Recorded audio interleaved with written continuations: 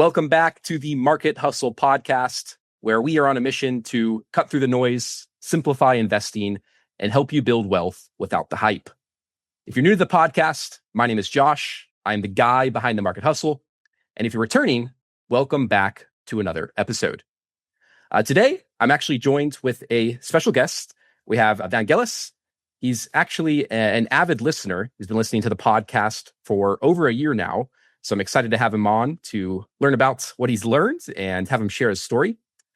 He's only been investing for about a year, but has an inspiring beginning story or startup story. He grew up in a low-income family. Nothing was really handed to him. And every financial win that he's had so far has come from working hard, saving, investing, and thinking long-term. So we're going to go ahead and unpack his story today. We're going to go through some of maybe the mindset shifts that he's had and some of the lessons he's learning maybe as a new investor. That being said, Vangelis, welcome to the Market Hustle podcast. It's great to have you on here. Thank you very much, Josh. Thank you very much. I was expecting for that for a very long time. As I told you before I contacted you about being on the podcast, I want to be sure that I was ready for it. And let's go. Let's do it. Tell me a little bit about like maybe the podcast that you've listened to a lot of our podcasts so far. Like, what's been your favorite everything so far? Everything. Yeah, that's awesome. I've listened to everything. To be honest, I didn't have the chance to listen them in the correct order. Okay. Because I started listening to it a bit later than you started. So I started when I knew nothing about investing. So I was trying to pick some of the most eye-catching episodes to learn some specific things to start with, because I thought there was no point in listening to people that were more advanced than me before learning some basics of the game. But as time went on, I was feeling more secure and ready and passionate. So I've listened to everything. One specific is one of the oldest ones, and if I remember correctly, many of your later podcast guests have talked about that episode. I think he was a guy from Ireland, if I'm not wrong. Oh yes, Paul. Yes, Paul. In fact, I remember it very well because I think he's a gymnastic guy, and I was listening to it while I was running and training. Nice. Because I do a lot of training. I like it very much. It's a very big part of my life. So everything he said about discipline, trying to find the similarities between investing and discipline in gymnastics and training and eating, I found that very compelling, and it was true for every aspect of my life. I think that was one of my favorite episodes. And for everybody listening, that's going to be episode 4. That was with Paul. And the cool thing about that episode is, he has a deep fitness background. I believe he's more of a fitness coach, so he deeply understands that space. And what I've realized, especially over the last 3 or 4 years, is there's a lot of similarities between being a good investor and doing well in the fitness industry. A lot of the hats when it comes to consistency, discipline, financial discipline, like it's kind of correlated or related in a way.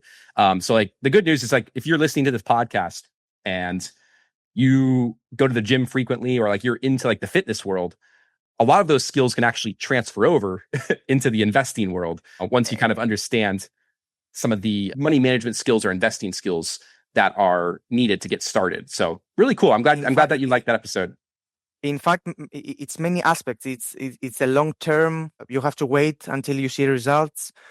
The knowledge you need to begin. It's the get rich quick or get masculine or lose more weight very quick schemes, which are very similar and are fake.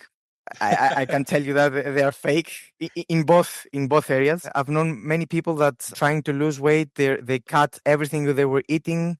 They lost 10 kilos in about 2 months and then gain 30 because it's the wrong way. So it's exactly the same like investing, gambling. Yeah. €100, $100, gaining 10,000, and then in the next month losing 20. It's the same thing. There's a lot of traps or shortcuts that look tempting. And as beginners, like it's easy to kind of cave into those quick wins that Of course. are kind of dangled right in front of you as a shortcut. But almost always, what I've realized, especially with investing, is if you take the shortcuts, they tend to kind of backfire in some way if you're not careful. I think it's like that in almost every aspect of life. Yeah. Very rarely shortcuts work. In most cases, it's random. It's by luck, not because you knew what you were doing, or you can't be sure it's going to happen again and again and again. It's luck. That's why I like that episode very much. I found out many similarities between gymnastics and training and investing. Vangelis, so just for some context for the audience, you're also in Greece, right? Mm-hmm. Yes. Have you born and raised? Like, is that where you've always been? Yeah. I was born here. I live in Athens. I've always lived here until I was 18. Then I moved to Crete because I wanted to study physics, and the best physics department in my country was in Crete. But when I graduated, I returned to Athens to finish my master's in physics. And now in a couple of months, I'm presenting my thesis in advanced physics. Then I'm going to look for PhD.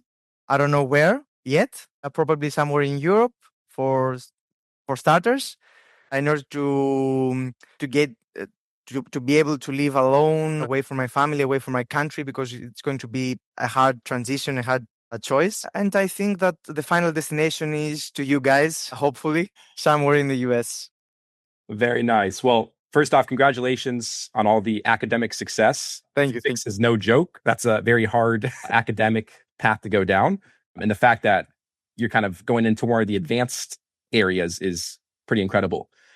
So let's go ahead and I have a question more around maybe the money culture in Greece. Like, I'd love to hear more around like how people maybe view or talk about money in Greece, if at all. In the US, it's kind of a stigma where like people don't really openly talk about finance. But what I've heard from talking with people around the world is actually, I think the US talks about it a lot more compared to other countries. So like, although it's still kind of a stigma here, it's still more widely talked about than, and from what I've heard, in many parts of Europe. So I'm curious, like, how you've noticed the conversation of money or just that topic is in Greece alone. We don't talk about that. We don't know what it is. We don't talk about it. It's never part of our conversation, and we do a lot of conversation here in Greece. It's in our tradition. It's in our blood to talk every day with our family, with our relatives, but never about money. And even when someone dares to say something about money, it's in the wrong way, for the wrong reasons. So the economy here, as you may well know, it's not very well, and nothing runs as it's supposed to.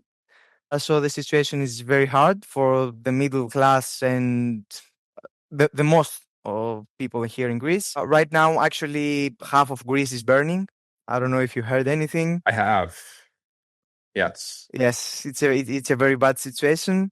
So yes, and even in my circle, and I mean family, friends, relatives, no one would dare to talk about money because no one had money. No one knew how to use money, let alone investing. We don't even know what that word means. Yep. The only way you listen about investing here in Greece is about the stock market in about 1990s, where many people were investing in the Greek stock market. That was the problem. Then everything went down because everyone was invested in small local businesses. So there was no anything strong behind. There was no infrastructure, no anything to hold these companies. They were held by local people without any knowledge of the broader market. They were hit very hard, and most of them were closed by the time I was born. So yes, and even in my group of friends, they know nothing about it. They don't even want to talk about it.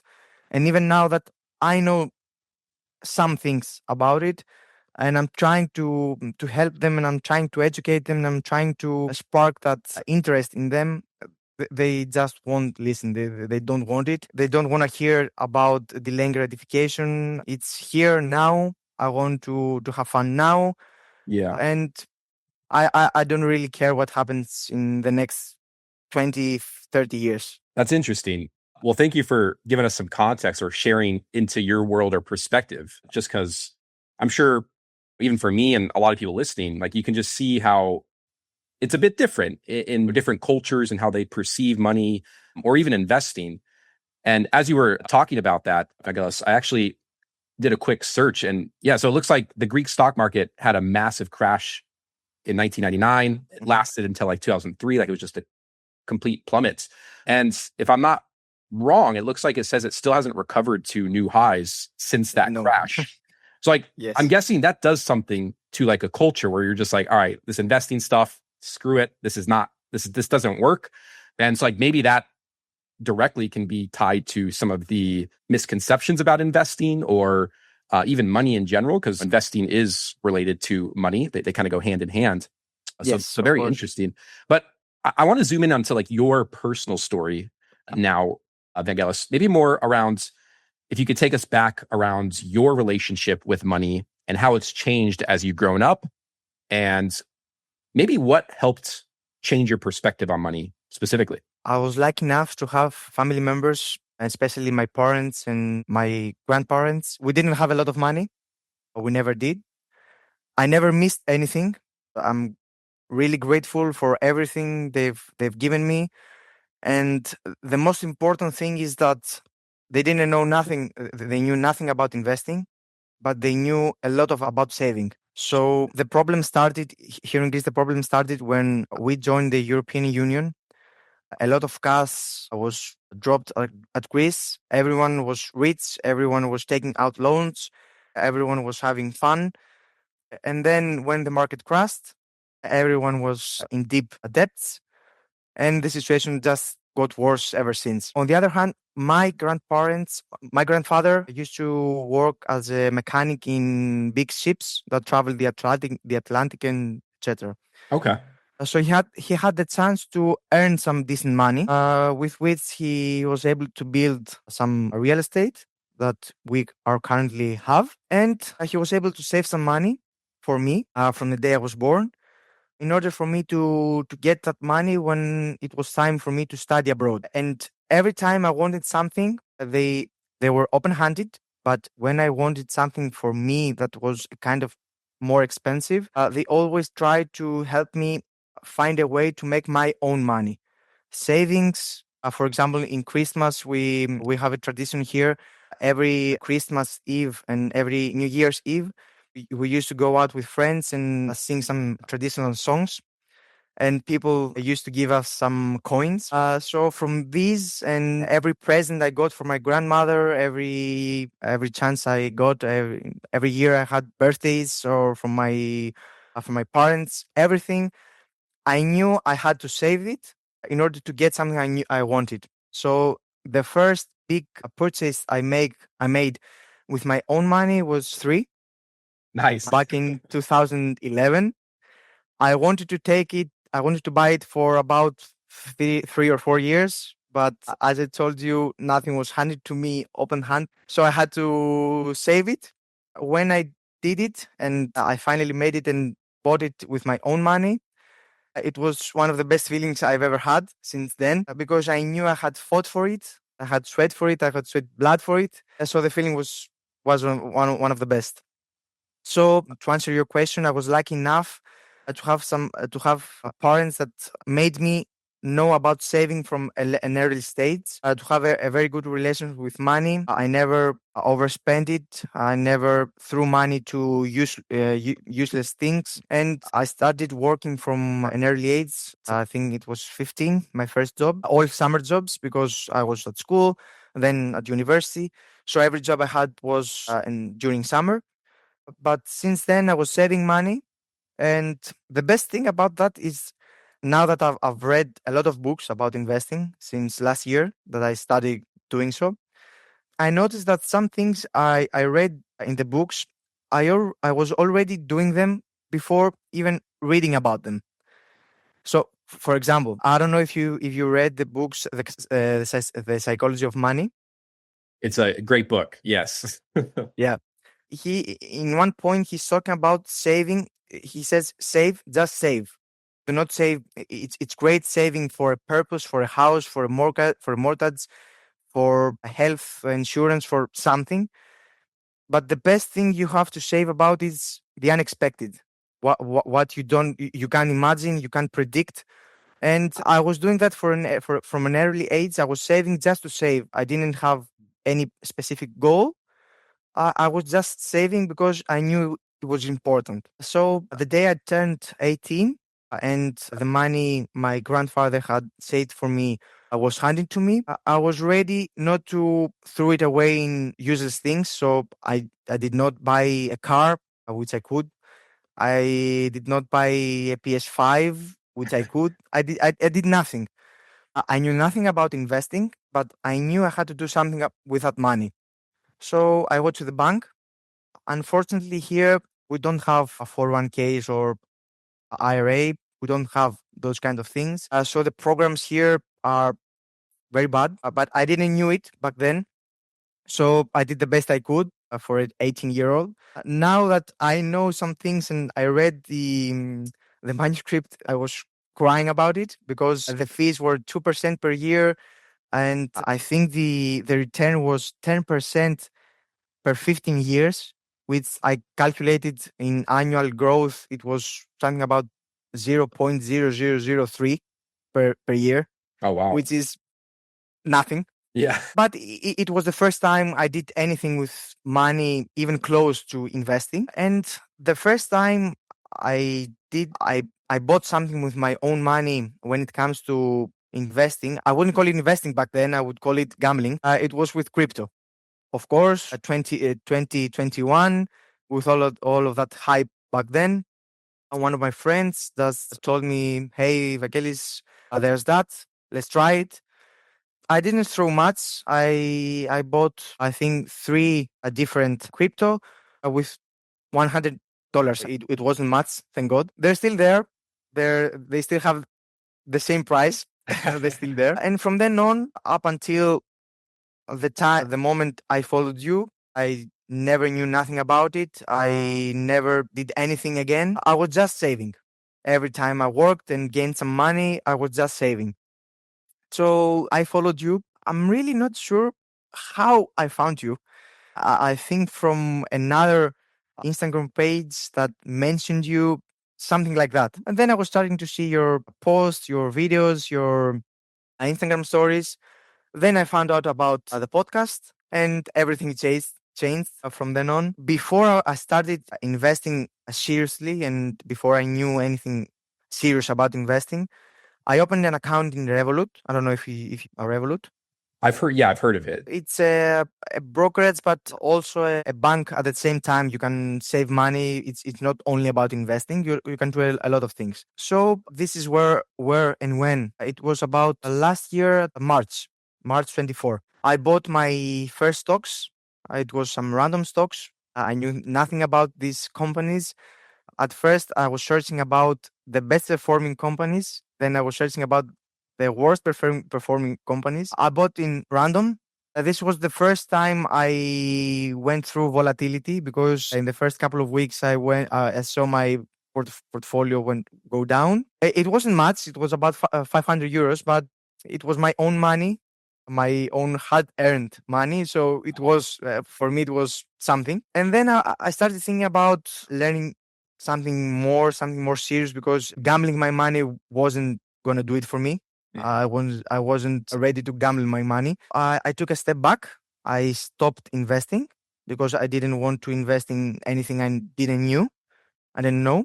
Because as you say a lot of times, it's gambling when you don't know what you're doing, but it's investing in when you know what you're doing. At that time, I knew nothing. So I took a step back, and I told myself I have to educate myself first. Just like in physics, I could do nothing before I knew my experimental department. For the following 6 to 7 months, I was just reading, listening to your podcast, reading to books, and finding every kind of information I could online. I was truly familiar with ChatGPT because of I use it very often in programming and math when I'm studying for physics. So I'm very familiar with it. I know how to use it. It's a great tool when you know how to use it correctly. it saves up a lot of time and a lot of effort. And back in January 18, to be honest, I messaged you because I wasn't sure about Revolut because I've heard some things about people not being able to withdraw money. So I reached out to you and I asked you about a brokerage that when you trust, and you told me about Interactive Brokers. Then I did some research. I found out that it's one of the most trusted and globalized brokerages. And on January 18, I did my first purchase of an ETF. It was the Nice. S&P. Congrats for that. Thank you. Thank you. Actually, I did a bit of a lump sum. I threw a lot of money. For the first month, I saw my portfolio go up, I think 1.5%. And then the tariff hit and boom, minus 24% in 1 month. Luckily, I was educated enough. That's your fault. I knew everything about not panicking, waiting. I knew that the market would bounce back. I was only frustrated that at the moment, I did not have more money to throw in the market. Of course, the idea of delaying my investing and thinking about, oh, if I invested in now, I would get that 24% back. But when I think it back, I think I was very lucky that I invested before the tariffs. Because if I waited for the tariffs, I may never invested in the first place because it would be the wrong time, and I would tell myself wait for the dip, and then I would lose it all again. So Or you're I waiting don't regret forever. it. Yes, exactly. So I do not regret it. I went through it. It took a lot of screenshots to see my portfolio go down 25%. But now I'm actually back up 4% for the year. I've invested a lot of money now because my job that I work here during summer gives me the opportunity to pour in some money. For the moment, I'm DCA. Nice. Dollar cost averaging. Yes, but at the moment I'm reading about another method. I don't know if you know it. It's value averaging. I've never used it yet, but I'm reading about it. I'm trying to understanding a bit more. I might have to make a post on that. Give me Yeah. some ideas. It's very similar to DCA, to dollar cost averaging, but the basic idea behind it is buy low, sell high. I try to avoid selling because long-term investor, I do not like selling. I don't want to do anything to do with taxes and that kind of stuff. But the main point behind value averaging is you have a set amount of money that you want your portfolio to grow per month or per year, just like DCA. The only difference is that you pour more money when the market is down and less money when the market is up. To be correct, we're not trying to time the market. I know that that's impossible. It's wrong. No one can do that. I'm just trying to follow the stock prices. Let me ask you this real quick, Vangelis. Are you doing this more for individual stocks or for ETFs? I've never done it yet. Okay. I'm reading about it. I'm trying to find out if it's better for me or not than DCA. For the time being, because I'm much more familiar with it, I'm using DCA because it's a thing I know much more about. I'm heavily investing in ETFs. So at the moment, 85% of my portfolio is in ETFs. Nice. And only 15 is individual stocks. And to be honest, I'm trying to make it 90-10. I just do not have the necessary capital yet to do so. I've read a lot about globalization and diversification. So at the moment, I have a US tilt, of course. Everyone does. I'm using cap-weighted ETFs, of course. Okay. And accumulating. I have the chance to have accumulating here. I do not want dividends for the time being. So you're going after the stock price growth. Yes, of course. I've set the settings that in a way that every dividend I get is automatically reinvested. I do not have the chance to do what you very well suggest because I do not have a steady income. Mm-hmm. I can't automate my cash flow. So for the time being, I have to do it manually each month because I do not work at a firm yet. I do not work at a company yet, and I don't have a monthly income, so I have to do it manually. But when the time comes, I will definitely do it and won't look back at my portfolio for years. That's definitely the way. Once you have that stable income coming in, setting up to where it's just automatically buying is such a money hack, because Yes, it takes yourself out of the equation, right? And of course, for Vangelis, like, it doesn't make sense right now because his income isn't consistent. But if you're listening and your income is consistent, the best thing you could do is automating your purchases so that you continue to buy ownership in companies, and then you let these companies make you richer without even having to think about it, right? Like, you can focus on your job, focus on your life. You don't have to sit there and worry about, oh, should I invest this amount? When should I invest? You're just automatically doing it. Such a big life hack. And Vangelis, I just want to take a moment to reflect on kind of what you've unpacked a little bit. First off, I think it's really cool that you learned the concept of saving or delaying gratification with money early on, because it's clearly had a massive impact to where you are now. Like, the reason why you're having this conversation and you are investing is because of those early moves you made, which luckily you kind of had some early exposure to some financial literacy skills that are, in a way, compounding in your life right now. Exactly. Right? Because the early experience of saving up cash to buy that PS3, you kind of learned firsthand. I'm sure in the beginning, it kind of sucked to kind of put money away, and you're like, oh, I could go buy a toy or whatever. Yes. And it's like, after a little bit of while, once that money saved up and it became a big amount, it just opened up more options for you to get more of what you want to enjoy. And it's like, you kind of had that early exposure of like, okay, maybe saving isn't fun right away. Like, in the beginning, it kind of sucks because, like, you can't spend the money and you kind of see it sitting there, and maybe there's some distractions. You got people going out having fun, and you kind of want to go spend that money. But once you realize why you're doing it, which is because once you have a certain amount, it's going to open up more options to you to where you can enjoy life even more than maybe you could if you spent it quickly. Like, that alone, like, nailing down that concept and learning the power of delayed gratification when it comes to finances is so fundamental. And also, it's more of a prerequisite to actually do well with investing, right? Because investing itself requires a ton of delayed gratification. And maybe this will lead me to our next question, because there's a difference between saving and investing, right? With saving, totally. It's, you put maybe put $50 or 50 euros away every time you get some cash, and it's steadily going up in a steady line, right? Where with investing, actually, no, it's going down due to inflation. Well, yeah, that is true. With inflation, it's technically not going steadily up. It is getting eaten away. But with investing, so I'm curious to hear your transition between saving to investing, because in a way, you're still kind of in that transition.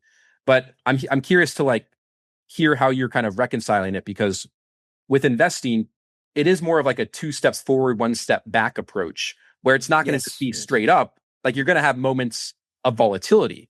Like, we just had these tariffs, and Vangelis shared his story where he started investing right before the tariffs hit in January, and then come March, April, the market dropped over 20%. So you got your first experience of dealing with the ups and downs of the markets, and now you're back into profit. Like, now the market's recovered, you're up 4%.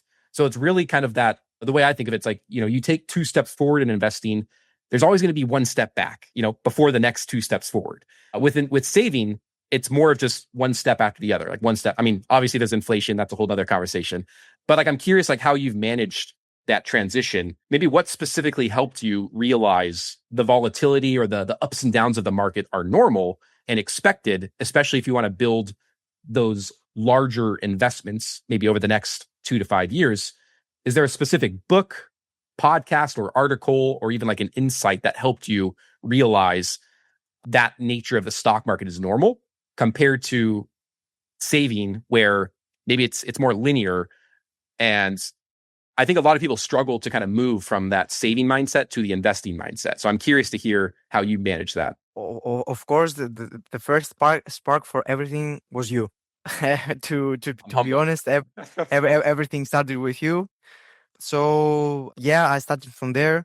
I started reading a lot of books, listening to a lot of podcasts. I understood that risk and the reward are heavily intertwined. They are correlated in a high percent. You can't expect high returns without taking some risk. And then comes the magic of time and compounding. The longer you hold a risky asset, the higher the possibility that the risk is lower and the return is higher. And one great story that it's very correlated to compounding, it's about the ice ages. I actually read it in Psychology of Money. It was one of the most mind-blowing things I read there. He was describing the way that ice ages were formed. And the reason they were formed, one parenthesis here, it's because the sun was moving in a different angle each time. The earth was moving around the sun in a slightly different angle each time. So a tiny difference in distance led some snow that didn't melt the first year. So it was easier for the snow the next year to form because the previous snow didn't melt, and from then on it just compounded. The next snow found the last snow, and then everything went on, and the ice age began. Exponentially growing the Yes. amount of ice So every winter. yes, we started from 10 centimeters of ice, and we went to the ice age that covered the earth.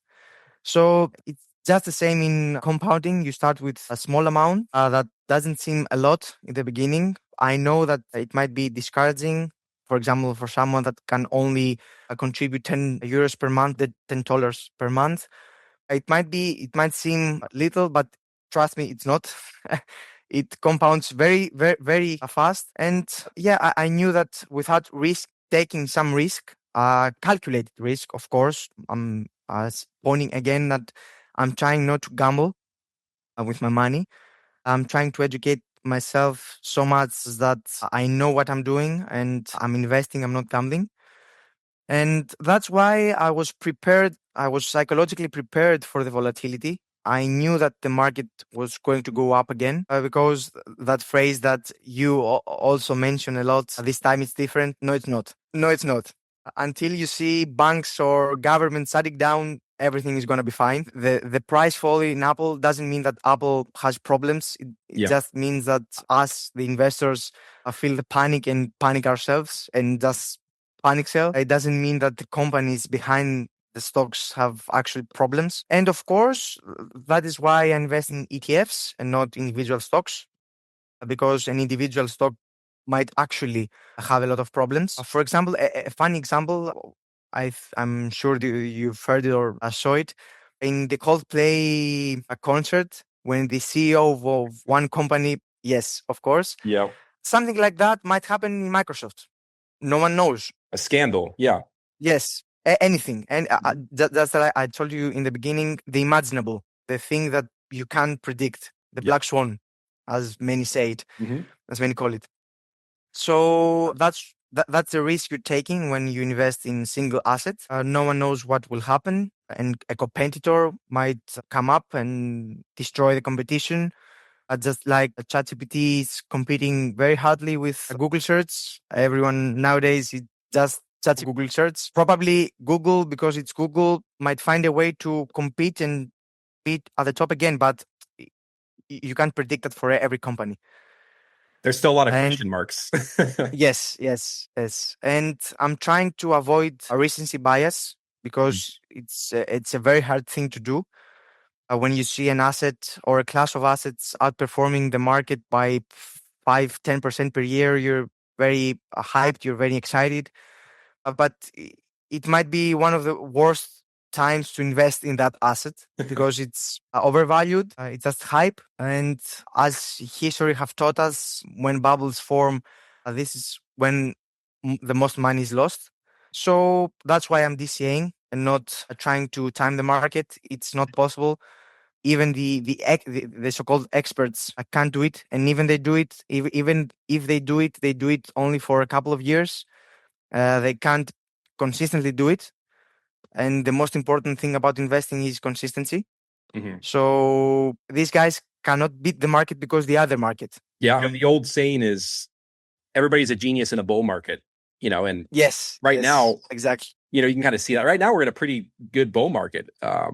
And what you'll start to notice is like more people start to get overconfident in their skills and their selections. Like, I mean, I pay attention pretty closely on Twitter or X around like just the conversations that are being had, and the conversations that are being had now at the time of this recording, August 13th, compared to back in April when the tariffs hit, it's just completely different, right? Like in April, everybody was cautious. Everybody's like, run away from the stock market, go away, don't do it.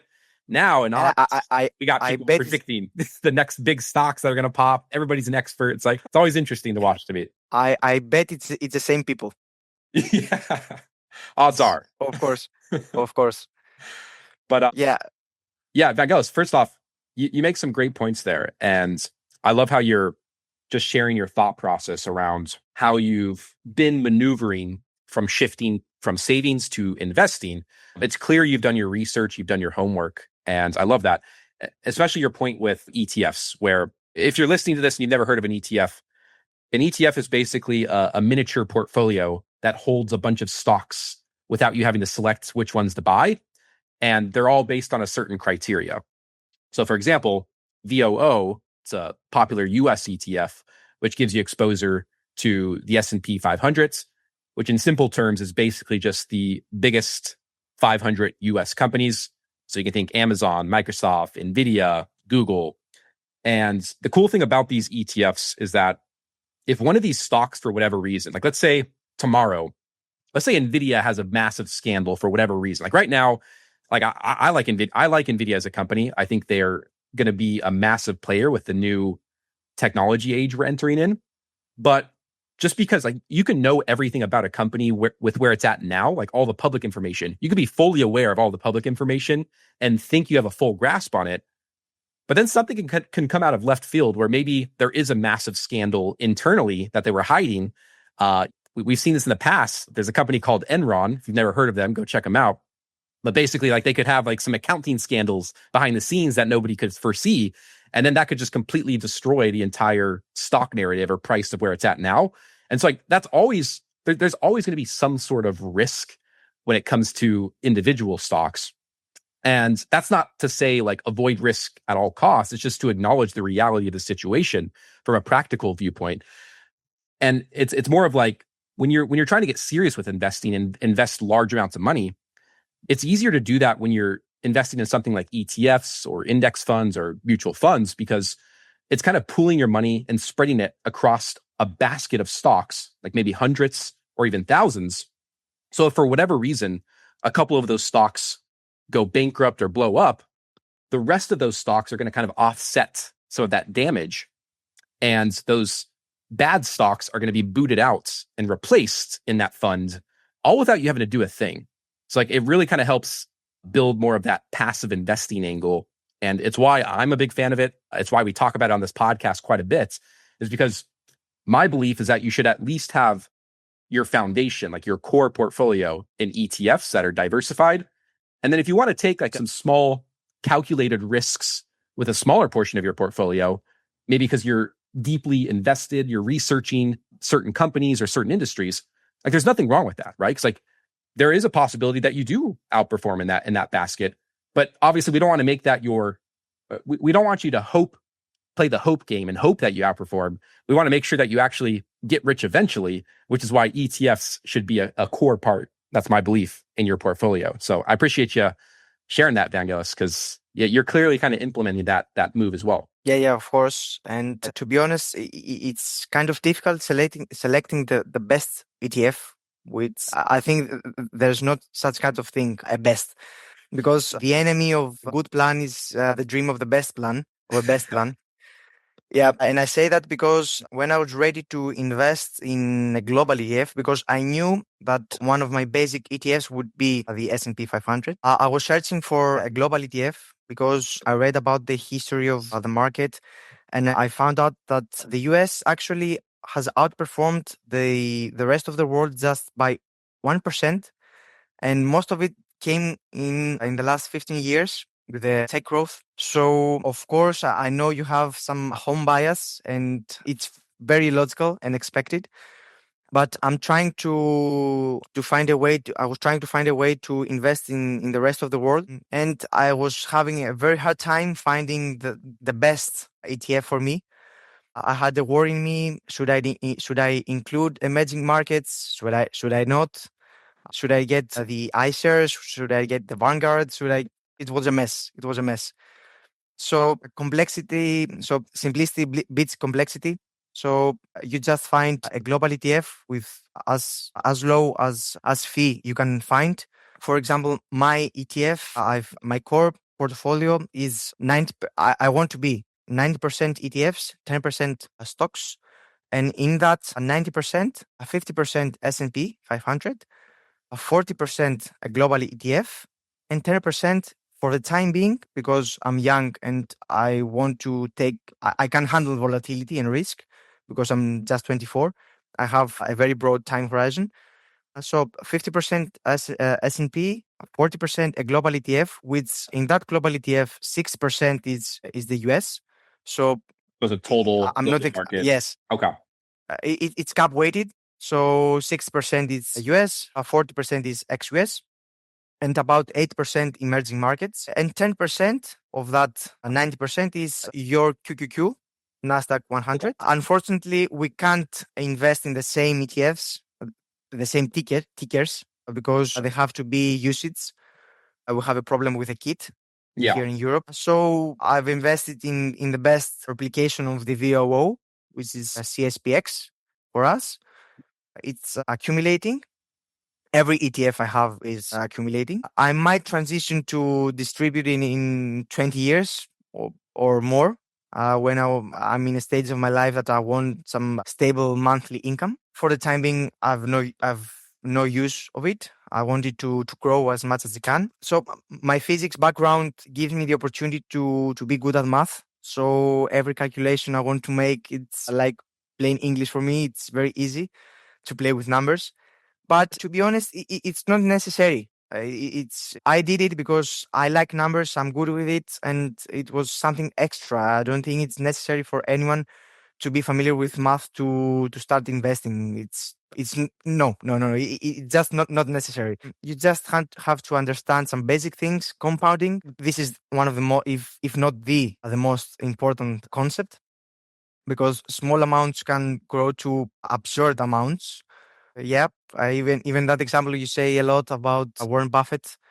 I don't know, but 90% of 99% or more after his 16 something birthday. Yeah, most crazy. of 90, I want to say 90% of his Warren Buffett's 150 plus billion net worth wealth was built after, I think it was age 60.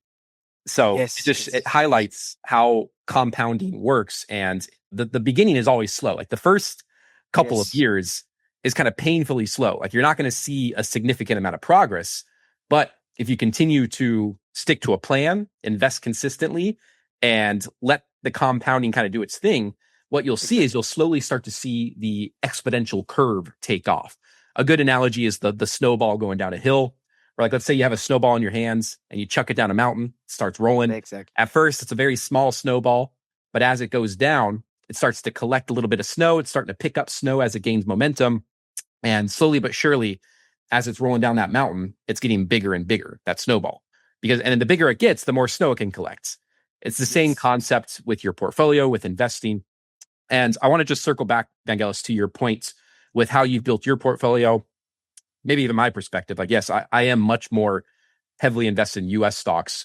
And I think the important thing to point out here is that there's also no one way to invest. Everybody has different risk tolerance, different abilities to how they're able to invest, right? Like, or maybe just the exposure they want to add to their portfolio. Like it's going to be different for everybody. It's like, there's not one word answer, but I do think, Vangelis, like if you're brand new, like it's not a bad idea to stick with like a global ETF, because it does give you exposure to a little bit of everything. And then you don't have to worry, especially if like global politics starts to kind of heat up and we have these tensions between different countries. It starts to make people question like, oh, should I be more globally diversified just in case this one country doesn't continue to do well? It's not a bad idea to consider that. And I could see myself, I've talked about this on a previous podcast where for me personally, I do want to add emerging markets exposure to my portfolio. Yeah, I remember. Yeah, I could see myself doing that over the next couple of years. But for the time being, the portfolio I have works for me and my risk tolerance. And again, with Vangelis, the way he's building his portfolio is something that he's comfortable with and it works for him based on his research and his risk tolerance. So I just want to circle that to everybody listening, just so they know that it's okay to have different portfolios or even the way you're kind of approaching the stock market, because that's the point. I think that the best portfolio and the best way of investing is the way that helps you sleep well at night. This is the best. This is the best way. This is the best portfolio. This is the best everything. Yep, I agree. That's a good right there. I think that's a good framework. If the portfolio you have right now doesn't keep you up worrying at night or glued to your phone, like checking all the news constantly, then you probably have a good portfolio. If you do find yourself overly checking everything and just kind of paranoid about what's going on, then maybe you should diversify a little bit more. That's a good point right there. Cool. Well, hey, I want to do one more question before we officially wrap up. We're almost at that hour point. And as you're listening to these podcasts, making them, they go by real quick as well, especially when the combo is good.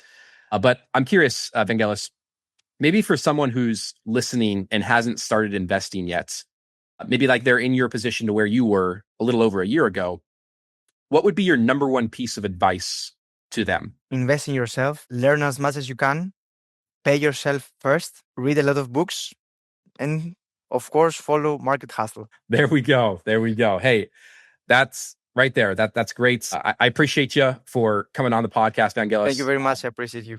Any last thoughts before we officially close up this episode? The only, and I will try to keep it as short as I can. The only question I have is when it comes to retiring, how can anyone find out how much is enough? Are you referring to like when you're trying to estimate how much to invest in order to retire safely? Yes, okay. Because I know the 4% rule. I've read a lot about it, and I'm trying to find out. Of course, I have many years for that to explore it. Yeah. But defining enough in someone's life, I think it's hard. It is because social comparison is always there. There's always someone richer, smarter, more beautiful, with more cars, with more houses, with more everything. So how can anyone find when it's enough? I would say it's even hard in the US too, because like we have a lot of social comparison here. Yeah. People try to out hustle each other, or they might see, especially like with the higher classes, they might have like 3 houses and then they have a friend who got a 4th house and they feel pressured to like add that 4th house. Yeah. We have a lot of the keeping up with the Joneses. Yeah, exactly. And so it's a good question. Practically, if somebody's listening right now and is like, yeah, that's a good question. How do I know how much I should invest? Look into the 25X rule or the 4% rule. Like that's a great way to kind of quickly figure out how much you need invested in order to effectively live off your investment portfolio. But in my opinion, you kind of have to reverse engineer the lifestyle you want to live. And I don't think you can have that answer like in 24 hours. Like that's something you kind of have to chew on a little bit and think through like, what is a lifestyle that I would be happy with? And it's also practical for what I want to invest towards, and then kind of reverse engineer that, right? So like, let's say you figure out that your perfect lifestyle might cost 125 grand a year. And that's going to give you some wiggle room, ideally with inflation in the future. Basically what you do is you would multiply that, like whatever your annual income that would be ideal to live off of, you'd multiply that by 25.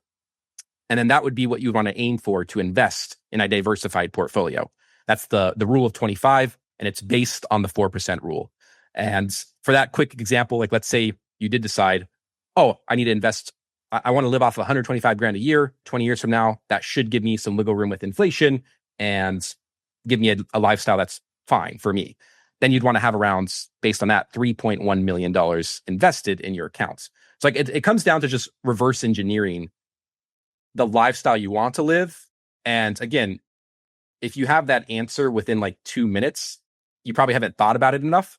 Like I would definitely encourage you to chew on it a little bit and just think through. And again, I think you have to get comfortable like not being married to a certain number and being okay to adjust things in the future, right? Because we talk about it on the podcast often, like things can change. Like Everything. Everything Goals, could change. dreams, Goals, everything. Yeah, and that's okay. Like that's part of being. Yeah, of course. It's the practicality, being practical of life is being okay with your financial goals changing. But to your point, Vangelis, like earlier on, I like how you brought up like saving just to save. Like you learned early on just to save because that alone is going to just open up the options. I would say investing is the same, right? Like if you continue just to invest and like you want to have like a goal in mind. So like you have a rough estimate of when enough's enough. But at the very least, when you feel ready. Exactly. When you feel ready. But at the very least, if you're just investing and making that a core habit of your life, no matter what happens or no matter what you want to change goal wise, you're going to have that foundation that lets you do that. Yes. We have to keep in mind that we have to try a lot of things. We have to include risk. But I think we have to be careful of extreme decisions because these extreme decisions won't let us change course that easily later on. That's a good point. Definitely be smart about it. Don't make impulsive extreme decisions. Well, hey, this was a great episode, Vangelis. Of course. Yeah, huge thanks for you for coming on, sharing your journey, and of course your mindset from taking it from saving to investing. Really appreciate it. For everybody listening in, if you haven't already, make sure to leave a quick 5-star review on whatever podcast platform you're listening on. It really helps get our podcast pushed out there in the algorithms. And as always, make sure you keep stacking those assets, and we'll catch you back on the next episode. Have a great rest of your day. Bye-bye.